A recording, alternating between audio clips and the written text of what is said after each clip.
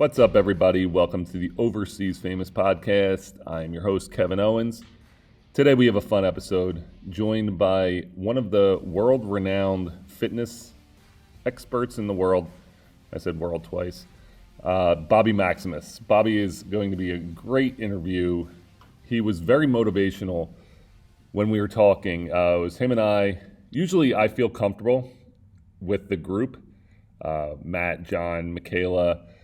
This was just me and him, and it was a little intimidating because he's such a big name and I'm such a fucking loser. And he was just motivational. I was listening to him.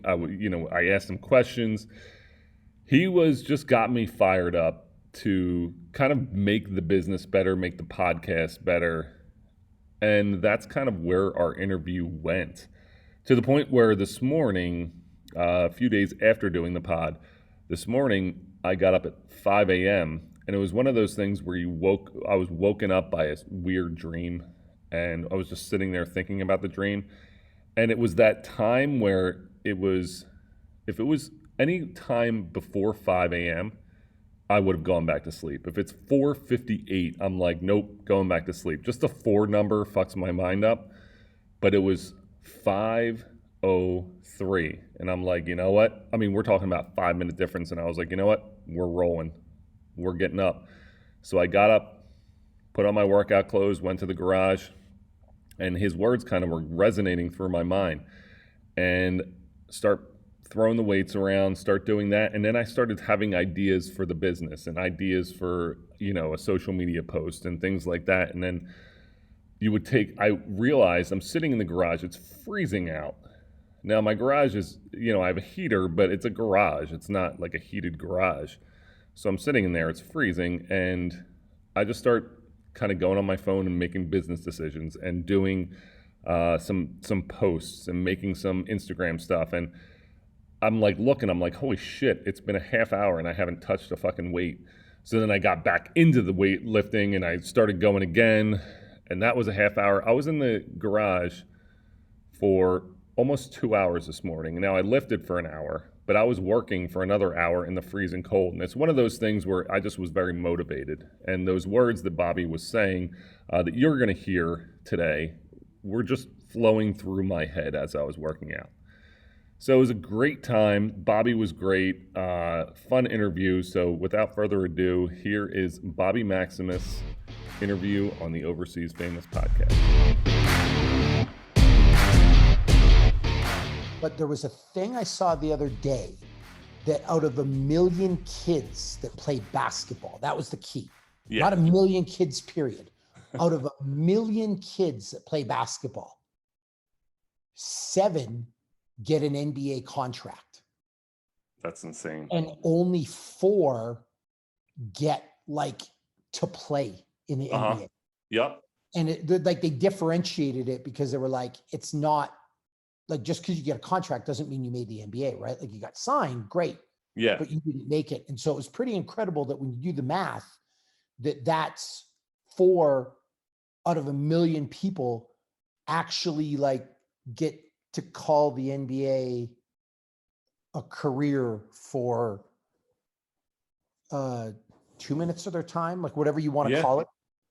Do you know what I'm saying? Yeah, it's crazy. I always look at how not only is it so difficult to make the NBA, but then it's so difficult to stay there. I mean, every year there's a new crop of guys trying to steal your spot. And if you're kind of that end of the bench guy, it's all up in the air, which is why a lot of guys go overseas. But that end of the bench guy is he's fighting for his job at all times. I mean, everyone is, but if you're a LeBron or you're a big name, you can make a mistake here and there and still be that guy. But those end of the bench guys, it's you got to prove it every day. It's crazy.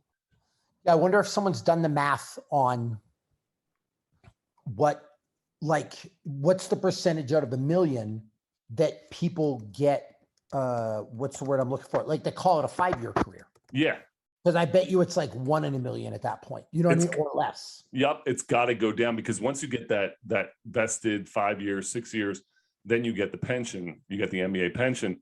And I know multiple guys who, I know a lot of guys who played there, but I only know a few that get that NBA pension. So you're right, like it shrinks drastically each time. It's wild. I mean, people don't understand what it entails in all professional sports. I know the wide receivers coach for the Eagles, Aaron Moorhead, played for the Colts, and it's the same thing. Like it's such a small percentage, and it just keeps shrinking as you get older, and because everyone's just gunning for a job. It's crazy. Well, and even like G League's whatever, right? Yeah. But if you're a G League player, statistically, and this is like off the topic from the podcast, but like you're statistically one of the best basketball players of all time. Yeah. Uh-huh. Like if you think about it, because how many people were All-Americans that did not make the NBA? Yeah. Do you know what I mean? Like, you remember, how old are you? 41. So if you remember those Duke teams of the 90s. Yeah. So if you were the Duke teams of the 90s, how many players off there that were like special that didn't make the NBA? It's insane. And like even when you look at those teams, like that 92 team, you had Grant Hill, who made a great career. I mean, Leitner and Hurley played a little bit and, injuries and stuff, but Grant Hill was the only guy who really stuck around. And like, you're right, of that 15-man roster on Duke, you hear about those three, and the rest, even like we played in 2001, we played the Duke in the NCAA tournament. They had Battier and Boozer and Dunleavy and Jay Williams. And Battier was became the best NBA player out of there, and he was a notorious role player. And it's just crazy, like how when you go to college to pro, it's just a different story. And like some of those teams that were the best college players, I always learned. I went to Monmouth, and once you get to college or once you get to pro, like where you went no longer matters. It's like who can bring it, who can stay with it. And I think that was like so crazy. That was something I didn't expect. You were intimidated by those guys with big names, and then you're like, wow, I'm better than them. Well, my question is, like, remember Bobby Hurley? Yeah. Did he ever play? He played briefly. I think he got hurt. I think he got in a car accident, but he was like same thing, like a role player for the Kings and stuff like that. He never was the big name guy. So, and even Leitner, same thing. Like they just didn't make that big name. It's nuts. That's insane to me. Yeah. We can, like the one thing I wanted to ask you, I always look at, you have an illustrious fighting career. When does someone say, like, you know what? I always wonder, because as a basketball player, I'm tall, you have that height, you start kind of dominating on a high school level, then you start dominating at a college level. At what point, like in the fighting realm, are you like, you know what? Like I can just straight up mess people up for a living. Like what point where are you just like, you know what? I'm a good wrestler. I'm good at jiu-jitsu. I can do these things. Like I'm going to make this a career. At what point do you kind of say that to yourself? So fighting's a little bit different. And and by the way, are we live now? Like, are we actually doing this now? Okay. So fighting is a little bit different. And one of the reasons is there's no clear path to fight. Mm-hmm. And to compare that to basketball, because that's your world. One of the things with basketball is you can look at like 10-year-olds right now. Who's that kid that like is supposed to be the next big thing in 2032? Mikey? Do you know what I mean? Like people are talking about already. He's young. He's like super young. Yeah. He's 11 or 12 years old. If you go to Sierra Nevada Canyon or whatever it's called, LeBron's kid played for it. Wade's kid played for it. Like they're grooming kids for the NBA. The AAU is huge business at 9, 10, 11. Like nobody just comes out of nowhere in the NBA. There's a track there, or there's like a path. There's no real path for fighting. Like maybe if you're an All-American wrestling, but now you're trying to look at a path over wrestling, jiu-jitsu, taekwondo, boxing. Like there's so many different paths to get there. And the other thing with UFC fighting is just because you're a great wrestler doesn't mean you'll be a great fighter. So part of making the UFC is the way I word it is this. everyone in the UFC deserves to be in the UFC. However, there's a lot of people who deserve to be there that are not there. Does that make sense to you? Yeah. And a lot of that is because they just didn't get the opportunity. And you're right. I think with basketball, as we were talking about before we started, there's so many paths and everyone knows who you are. So having that, like you're saying, like, you can't come out of nowhere and be a star. It's so funny because I went to college with, do you know Tom DeBlas? Yes. So Tom and I went to college together, and he lived right below me, and kind of a guy who was trying to figure everything out and trying to figure out, but I remember he used to kick the table, and to try to like soften his shin bone and stuff, and do things like that. And I'd be like, Tom, what are you doing? He was very quiet, very, very nice, very quiet guy. And then years later, you're like, okay, he started really getting into jujitsu, and then he became, like a pretty good jujitsu guy. And it's crazy, like same thing. You just a quiet kid who was a track star went and ran track and did all the like through and stuff at Monmouth, and then ends up being, a fighter. And it's just crazy how that works, how that comes to be. Yeah, it's completely like, it's not random, but I think the path to make the UFC is in ways more political, more campaigning, more media savvy than it is the NBA. I mean, the other example would be boxing. The Paul brothers, like they're just making their own path. You can do that in fighting. You can't really do that in the NBA. Like the Paul brothers can't go play for the Toronto Raptors. The Paul brothers, I follow boxing, I follow fighting. Are the Paul brothers legit? Have they turned themselves into legit fighters? Because like you said, anyone can, when you train, you can kind of come through those paths. Are they legit fighters, or are they still kind of more like YouTube kind of guys, or are they legit now? No, I think they're legit, and I'll tell you why. I heard an interview that actually changed my mind on them, and I can't remember if it was Jake or Logan talking. I can't tell the difference between the two. But the difference with them and somebody else is, if you think who the best boxers in the world are right now, Canelo, maybe Anthony Joshua, who lost, Alexander Usyk, maybe Tyson Fury, maybe Deontay Wilder, like whoever it is, you can't name who they fought their first or second fight. It's true. Because it was never televised. It was never a big deal. And generally opponents were picked for them that were roughly an equal match. And like, they never had this kind of star-studded appeal in their second or third or fourth boxing match. They were what we'd call like very, very amateur boxers at that point. And if you rewind the tape and go watch Anthony Joshua in his second fight ever, he doesn't look like Anthony Joshua right now. The difference with the Paul brothers is that we're seeing them grow up, so to speak, in the media eye. That never happened with those other guys. And so are they legit? Well, they're not legit compared to like a high level boxer. Like Deontay Wilder would knock them out. But for having 3 or 4 fights, are they legit? I'm going to say yes. That is very interesting. It's something you don't think about. We watch basketball players grow up in front of our eyes. We talked a little bit about there's 12-year-olds that are making big names. You don't ever see the boxers, and now these guys are kind of coming up. I think there's always going to be the legitimacy issue because we've never seen it. Everyone's always been like, suddenly Tyson just is on our TV knocking people out, and you're like, wow, he's really good. And you never saw what it took to get there. I think it's cool to actually see the work. And you especially do a tremendous job of taking people through that path. And we're on Authors Week here on Overseas Famous.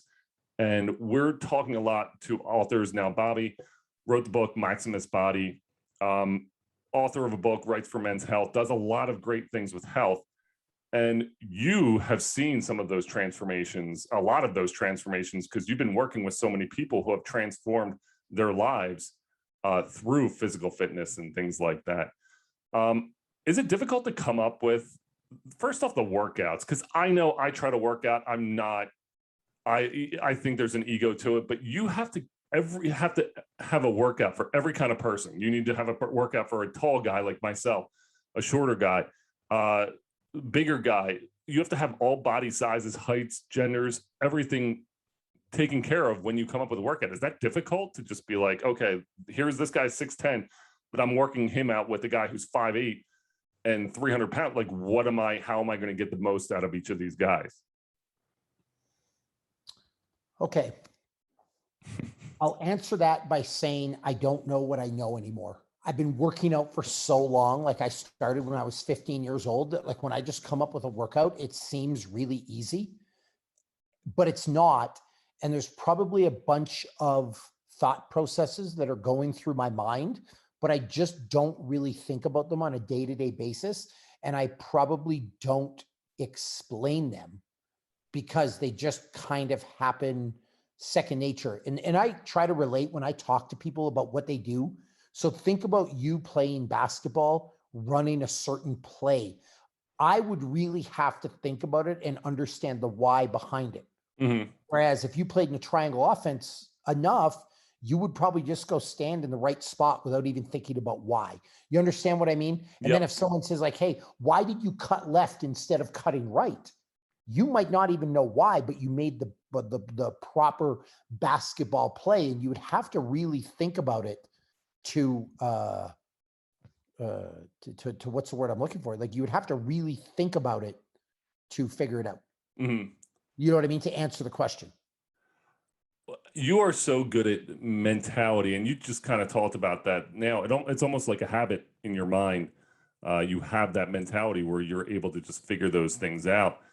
But mentality is so important. And we talked about with fighting, with basketball, to grow that mindset. How difficult has that been in terms of teaching people? Because I know as a former pro athlete, I had a mindset that I was going to go out and I had to do this in order to get here, and I knew that. You same thing. Like when you were training that you had to do certain things to get to where you wanted to achieve. But how do you teach that to someone who doesn't have that athletic background, who doesn't have that same mindset? You know, I think there are ways through doing exercises and things like that. Like I think there's, for example, psychological exercises you can do with people. And some of them might be having people write their own eulogy, having people write their 5-year plan, having people do visualization, having people, there's this thing I do called green light therapy or,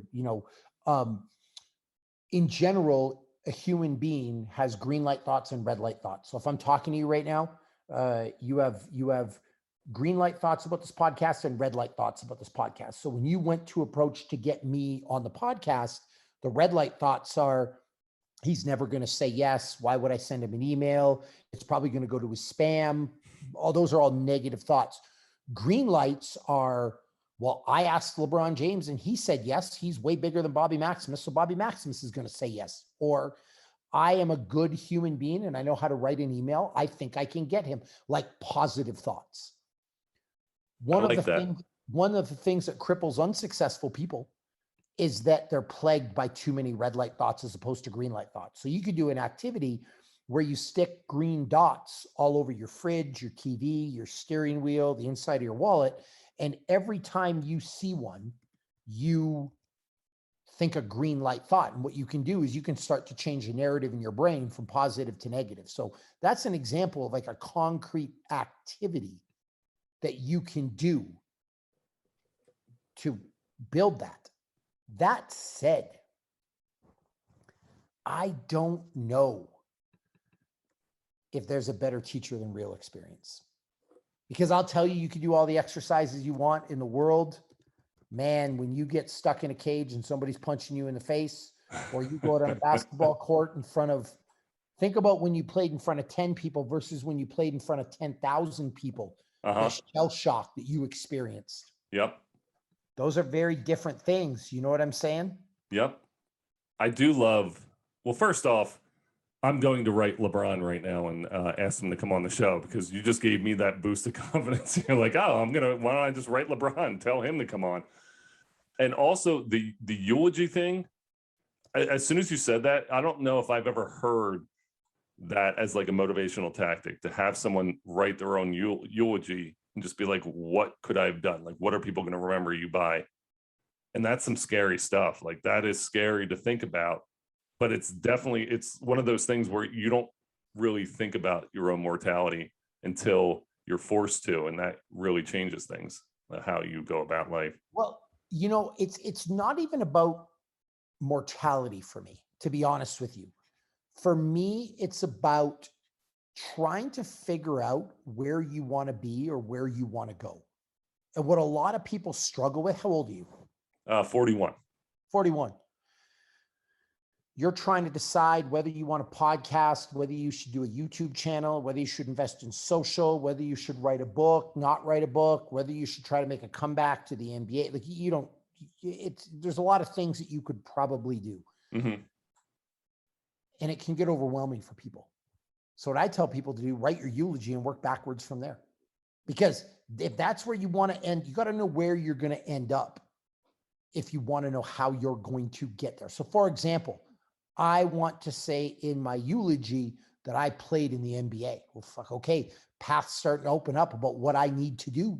Mm-hmm. You understand what I'm saying? You can work backwards from there. So then the question is, if I want to say in my eulogy that I played in the NBA, well, I guess I got to make the NBA. Okay, then what's the step before that? How do you make the NBA? And you just got to start going through and then your path, it almost unfolds before you. Now, I'm not saying you can do it because that's a whole different thing, but at least then you have a plan.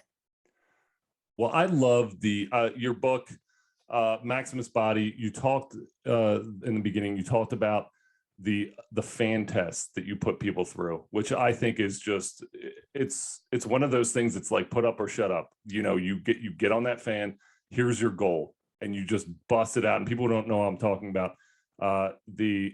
What is the actual technical, I don't know the technical. I know the fan bike. I know, I've done it before, but I don't know like the technical. Is it called a fan bike? Yeah. So there's a variety of fan bikes. Uh-huh. So one of them would be the Airdyne. One of them would be the Assault bike. One of them would be the Rogue Echo. Okay. So it's just it's a bike with a big wheel with fans inside. Assault. I feel like I was thinking Assault bike because that's the one I've used. Yeah, and that's a fan bike. Yep. Yeah. And you sit people on it and say, here is your goal. You want to. Yep. Here's your goal. Hit it or don't. All out minute. That is awesome. Because you're right. There's a lot of things that when people are motivational and they're trying to teach you things, and there's a lot of motivational speakers and people who use motivation, when you do it, it's like, here's your motivation. Like, this is for you. Let's see what you can do. Let's see how hard you can push. And I think that's such a crazy thing because it's just you put, instead of you and the bike and the person, you just give it to that person and the bike and be like, it's just you two. There's nothing else that I can do to help this. It's just you two. It's up to you. You need to get this done. You got it. I mean, that's important to know because for a lot of times in life, there are things that are way beyond our control. Right. And let me word it this way, because I talk about this in my book. You could be the best husband in the world and your wife could cheat on you. Or you could be the best, just to not make this sexist, you could be the best wife in the world. Your husband could cheat on you. Great. You could be great at this podcast and Apple could decide it's not doing podcasts anymore and you're done. You could have a great business plan and it might not work out. You could have, you could be in the G League trying to make the NBA. And for whatever reason, the general manager doesn't like your face. And then you don't make, there are things that are beyond your control. When you exercise, it's you versus the exercise. Like there's nothing that can get in your way. And if you work hard, you'll get there. If you don't, then you won't get there.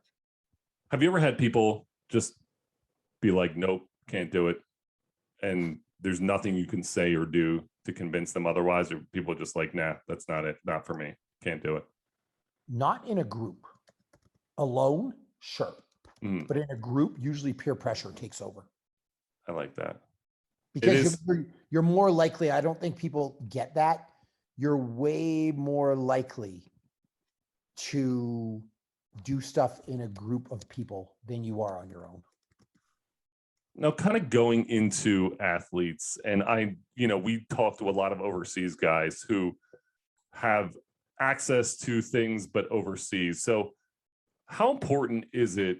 I know when I was coming up, diet was a big thing, but it wasn't what we know about it now. I didn't know as much about my diet, and maybe that slowed me down. Maybe that my body I didn't know enough about stretching and those things. How important is an athlete's diet now when training? I mean, are they more or less than the workout routine itself? This is really hard for me to answer because there's two truths. One, extremely important. Mm-hmm. Diet's a huge part of the calculation. You look at Tom Brady playing at 44. I mean, he couldn't have got there if he didn't kind of watch what he ate or he did something. Does that make sense? Yeah. Like he's gotta be doing something, if you will, Mm-hmm. to make that work. That said, there are freaks in the NBA and the NFL that can live off soda. I mean, Lamar Odom in the NBA, like the candy man, like he lived off fucking eating candy and was just fine. So like, man, I don't know how to answer that. Yes, it's important, but there are guys that despite, their lifestyle, they're able to play the sport. It's kind of like both. It would be my answer.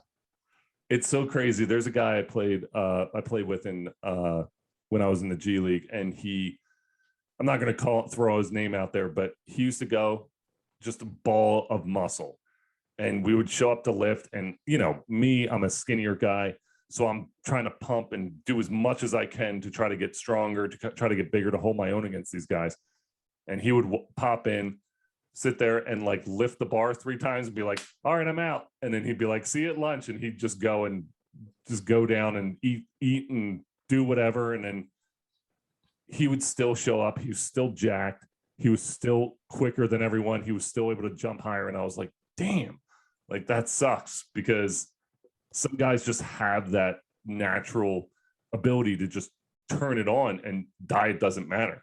But I mean, hopefully, not hopefully, but I guess it all evens out when you stop playing, because I know how hard it is when that happens. Now, the real question would be, how much better would that person with shitty nutrition that made it be if they had, I guess, paid attention? Okay, that's a legitimate talk to have, but there are some things, man, people can just fucking perform like terrible circumstances. It's like, what do you do? You know what I mean? How do you find it in terms of that growing old? I'm 41. You got Tom Brady. You have LeBron James, who are still performing at a high level despite age. How do you think, is age starting to become just a number, or is it just one of those things where their bodies are different?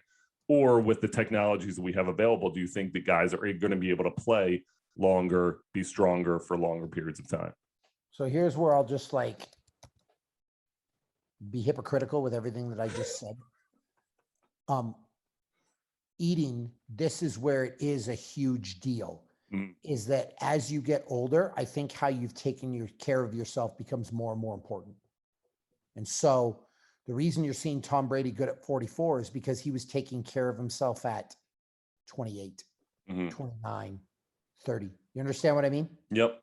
And so I believe that like there are reasons why he's better now, but it's because he started paying attention younger, whereas before we lived in an era where it was just expected people would fall off at a certain age. You know what I mean? And so I think people have always been capable of this. We're just becoming wise to it now. Like people are starting to embrace the fact that, oh, you're not done when you're 34 or 35. Like it's starting to open up the narrative a little bit. It is true. I remember retiring at 32 and my knees were gone and my back was in pain. And I remember just thinking to myself, well, it's 32. Like this is kind of the time. I played for 10 years. This is what you do. And now you're watching and guys are like, even people that I know are like, well, you're only 41 and Tom Brady's this. I'm like, well, yeah, I've got nothing to tell. I got nothing. I'm sorry. I should have done more when I was young. And that's exactly it.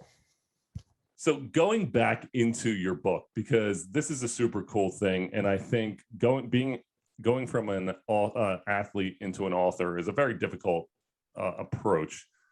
Can you take us through your journey or your process that took you from the ring to becoming an author?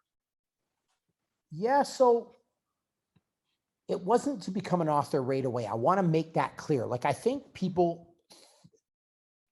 have this idea they're just going to be an author. You need something to fucking write about.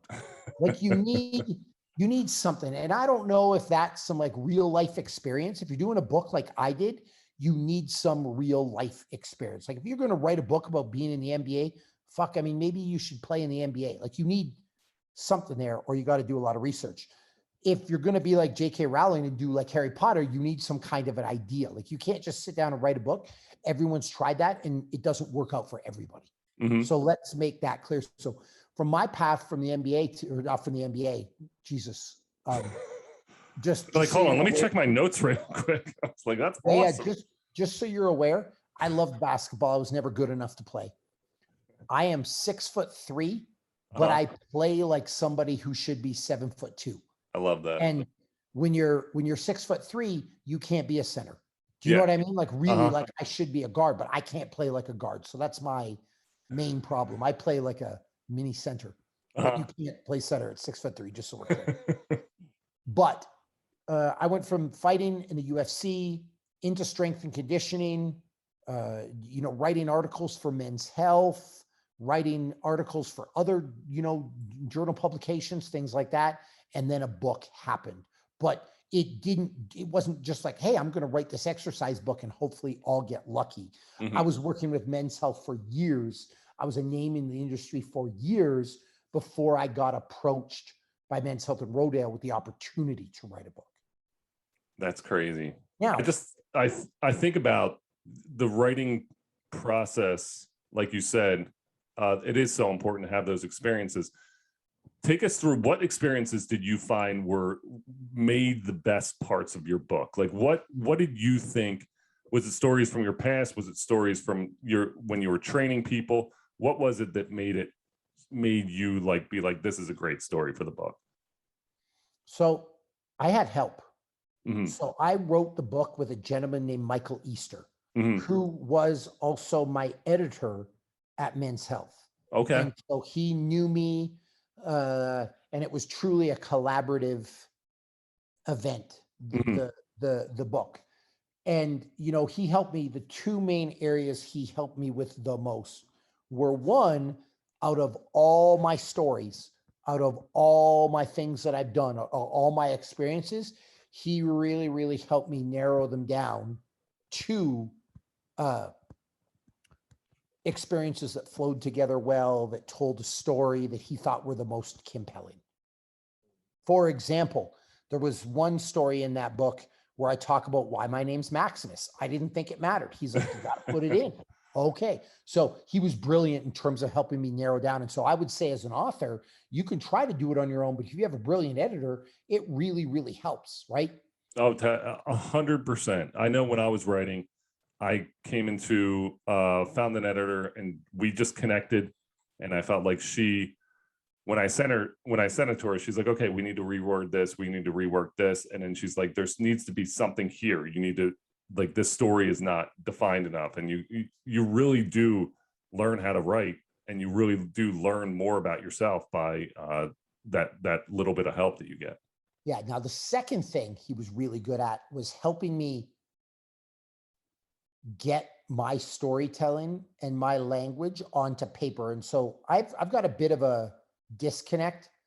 The way I talk is the way the book is written, which Mm-hmm. is important. Yes. Because it's written in everyday language. It comes across as inspirational. And it sounds like me. Yeah. When I sit down to write, I have an honors English degree with a specialization in restoration and Renaissance literature. Wow. I don't write like a normal person reads. Mm-hmm. Like, I'm using words like temerity. You're like, what the fuck does that mean? You know what I mean? And so yeah. I naturally want to write the temerity of the protagonist, to think you're just like, what did you just say, dude? Like, it doesn't flow right. And by the way you write in a book depending what kind of book it is, or an online article or a publication, may not be grammatically correct. Like, remember, I'm coming from a place where I had to write a 10,000 word essay on why Dante's Inferno had parallels to Paradise Lost. And you're just like, half the people listening probably have no clue what that is, but they're just like, I have no clue what you're talking about. You understand what I mean? So he really helped me put my thoughts into everyday language. And to tell you the truth, how 90% of the book was written, I've never really talked about this, is I would get on the phone with him and I would talk and he would type. That's cool. And so we would come up with a script. He'd say, hey, tell me about the airdyne.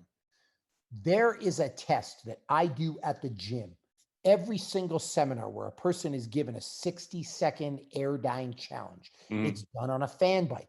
It's just them versus, and I would talk like that. And then we would have a working script, almost like dictation. Yeah. And then I would work on it. He would work on it. I would work on it. He would work on it. But the key to making that work so well is neither of us had an ego about the process. I didn't get hung up if he changed one of my words. Yep. He didn't get hung up that I changed some stuff. So it was really a collaborative event. And because we respected each other so much, that really worked. I think the biggest compliment you can get as an author is to have someone come up and be like, I can hear you reading this. Like, I can hear you saying the things that you're saying in the book. Like, I can actually hear your voice when you said this, because it's just so you. And I think that's like, when your voice comes out, it's so important. And super important. And I think there's, I always looked at, I know, like, mentality as an athlete, you want to be the best at everything, and you're going to get your critics and people are going to knock you down. I always thought the toughest thing that about the book was putting myself out there, giving myself the opportunity to people see what's behind the curtain. And I thought that was really tough. And to deal with that criticism, to deal with people who might be like, your book sucks and your voice sucks. And that was one of the hardest things when I was writing that I had to overcome. And I think, like we said, we talk about that athlete mentality, having to overcome those difficult things and be like, you know what, fuck it. Like, I know this is good. I'm putting it out there. I don't care what people think. Well, and that's, I always say this, the 10 words that will ruin your life are what will other people say, what will other people think. Mm-hmm. Who cares what other people think? Like, who in your mind is the greatest basketball player of all time? I'm a Jordan guy. Okay. But you could make the argument it's Jordan, it's Kobe, it's LeBron, it's Kareem, maybe Wilt.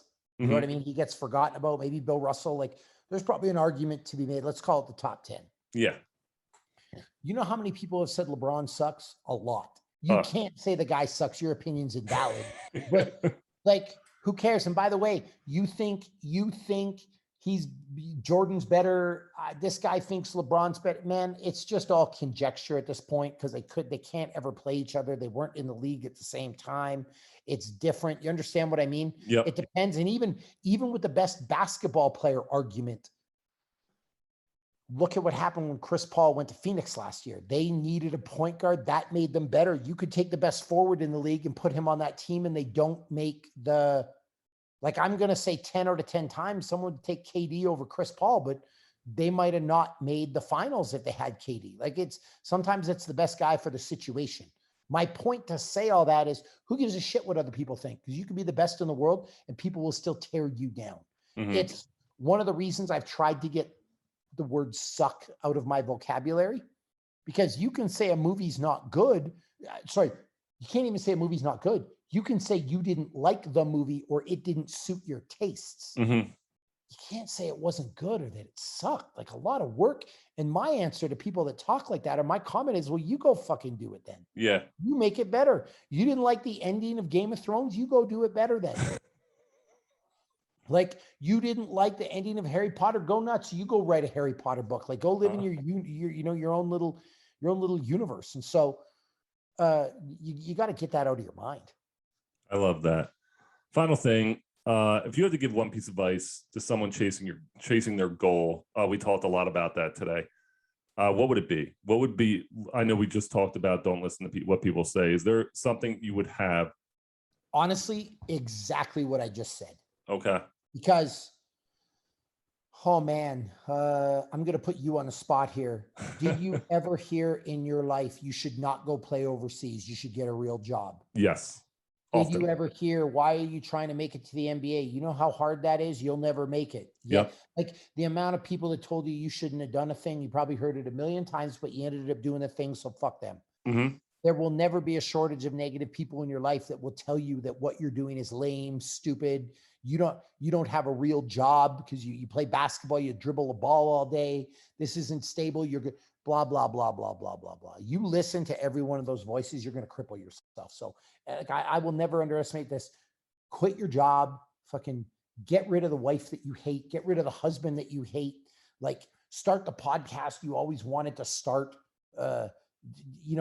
Get into artwork or poetry or whatever you really wanted to do. Like just take a chance and do it. Who cares what other people think, whether they think you're going to be successful or not. And by the way, it's never the successful people that criticize you. It's like the loser that's never played basketball in their life. Do you know what I'm saying? Yep. It's 100% true. I think By the way, I want to add to that. Sorry to cut you off, but the criticism's different too. Yeah. If Reggie Miller pulls you aside and says, hey, Kevin, man, listen, I'm just being real honest with you. I don't think you have what it takes to make it in the NBA. Mm-hmm. You might want to listen to him. Yeah. At the same time,